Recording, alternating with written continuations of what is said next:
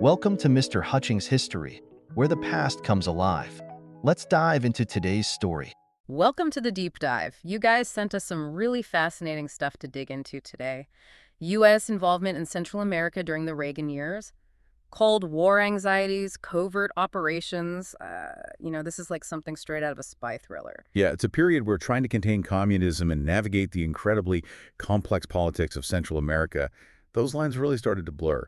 We're talking about events that still spark debate among historians today. Yeah, for sure.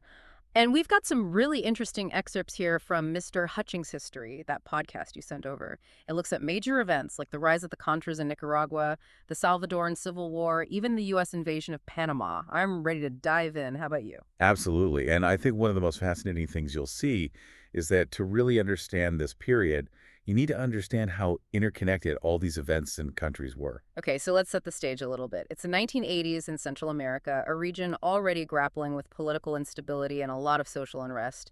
Then in walks Ronald Reagan, elected president in 1981. And he inherits this really tense situation right as leftist revolutions are starting to shake things up in Nicaragua.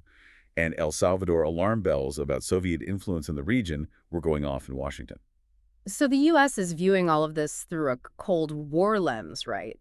Were they worried about that domino theory, that idea that if one country falls to communism, others will follow? Exactly. And it wasn't just about geography. It was very much about ideology. Reagan truly believed that this was a battle against the spread of communism, a fight for freedom and democracy. Which brings us to Nicaragua and the Sandinistas.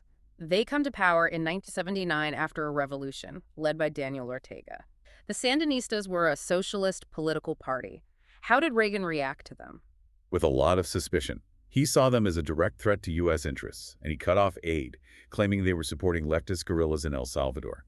Now, were the Sandinistas directly aligned with the Soviet Union? That's debatable, but the perception of Soviet influence was a major driving force in U.S. policy at the time. And that's where the Contras enter the picture, right? They were a counter-revolutionary group funded and trained by the U.S. to challenge the Sandinistas. That's right, and this is where things get complicated. Reagan called them freedom fighters, actively resisting a communist regime. And you could really see this in his 1985 State of the Union address. He paints the conflict in Nicaragua in very black and white terms: good versus evil freedom versus communism. And this really resonated with a lot of Americans, but it also really oversimplified what was happening on the ground in Nicaragua. So it wasn't as cut and dry as Reagan was making it out to be. Rarely is anything that simple when it comes to geopolitics.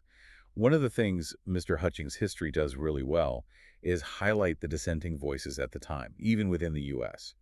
There were growing concerns about the human cost of the conflict, the methods the Contras were using, and the potential for this whole thing to spiral out of control. And those concerns led to Congress pushing back, right? This wasn't just a presidential decree. There were serious debates happening about the U.S. role in Nicaragua. Oh, absolutely. Public support for the Contras was waning, and Congress wanted more oversight over U.S. involvement. Yeah. So in 1982, you get the Boland Amendment.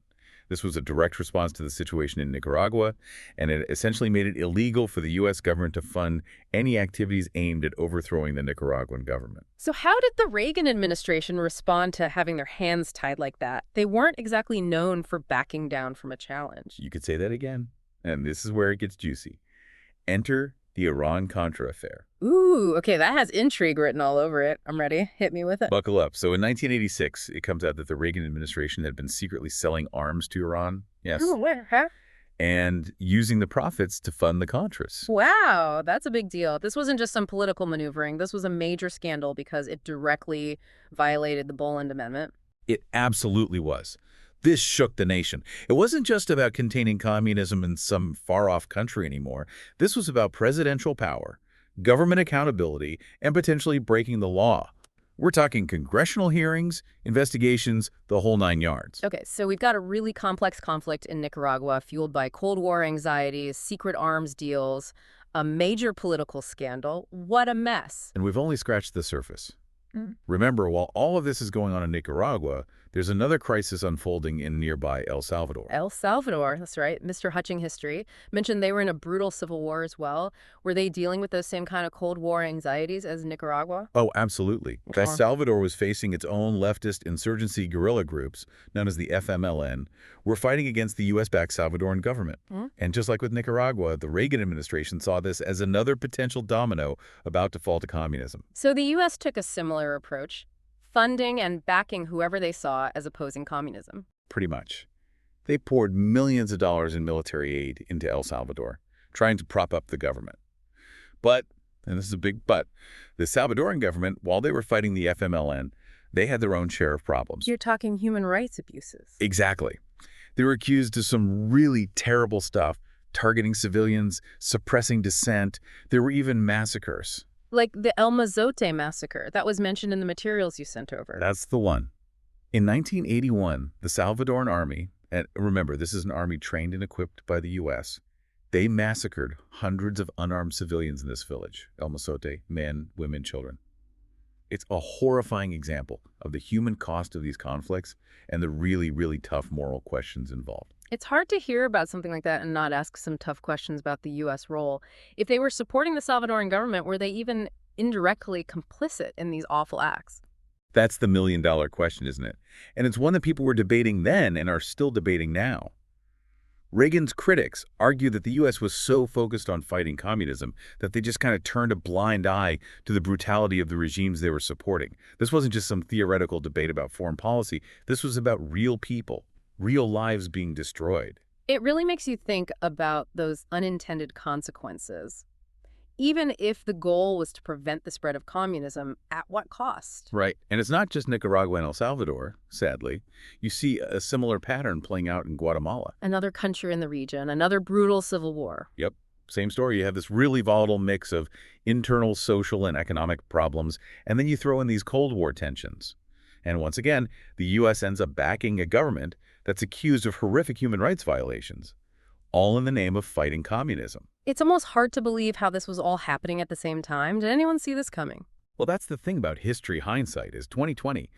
At the time, there were definitely people raising concerns, questioning U.S. policy, but their voices were often drowned out by this whole Cold War narrative that was so dominant. It's definitely a lot to process, all the complexities of these conflicts, the different players, the motivations, the devastating consequences. Okay. Before we move on to another really significant event, the invasion of Panama, I do have one more question about all of this. What about the Panama Canal? We're talking about a region that was strategically vital to the U.S., and the canal obviously played a big role in that. Oh, absolutely. The Panama Canal was and still is a hugely important waterway for global trade and for U.S. strategic interests. Yeah. And in 1989, under President George H.W. Bush, it becomes the center of another U.S. military intervention in the region. Right. The invasion of Panama, Operation Just Cause, I think they called it. What led to that decision? By the late 80s, Manuel Noriega, Panama's de facto ruler, had become a real thorn in the side of the U.S. He was heavily involved in drug trafficking, had really strained relations with the U.S., and was seen as a threat to U.S. interests in the region, including the Panama Canal. So the U.S. decided to directly intervene. They did. In December of 1989, President Bush orders the invasion of Panama. The official reasons given were to remove Noriega from power, protect American citizens, and make sure the Panama Canal stayed neutral. And how did it go? Was it as straightforward as they planned? Well, the invasion itself was over pretty quickly, just 5 days. Noriega was captured, brought to the U.S., and eventually convicted on drug trafficking charges. So mission accomplished. I wouldn't say it was that simple. While a lot of people saw Noriega as a dictator who needed to go, the invasion itself was condemned by many as a violation of Panama's sovereignty. So another example of U.S. intervention having these really complicated and far-reaching consequences. Exactly. It really reignited that debate about U.S. interventionism in Latin America and whether the ends justify the means. Wow, it's a lot to unpack here. How do we even begin to assess Reagan's legacy in all of this? He came into office with this really strong stance against communism, but did his administration go too far in trying to contain it? That's the million-dollar question, and it's one historians are still debating today. On the one hand, you could definitely argue that Reagan's hardline approach to the Soviet Union contributed to its eventual collapse, and not just in Central America, but globally. The Soviet Union was under immense pressure at the time, both internally and from the U.S., and Reagan's policies definitely played a part in its downfall. But then on the other hand, we're talking about decades of instability, violence, and human suffering in Central America. We can't ignore the devastating impact these interventions had on people's lives. Absolutely. And that's really the heart of the debate. Was the U.S. justified in its actions? Did they succeed in making the world safer from communism? Or did they actually make things worse by fueling violence and propping up repressive regimes? There are no easy answers. And these aren't questions we can just shy away from. It's tempting to oversimplify history to see things in black and white, but the reality is always messier than that, isn't it? 100%. Mm-hmm.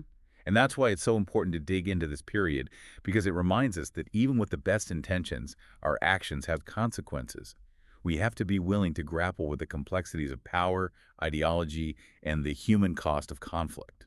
You've given us a lot to think about today, from the domino theory to the Iran-Contra Affair to the long-lasting effects of U.S. intervention in Central America.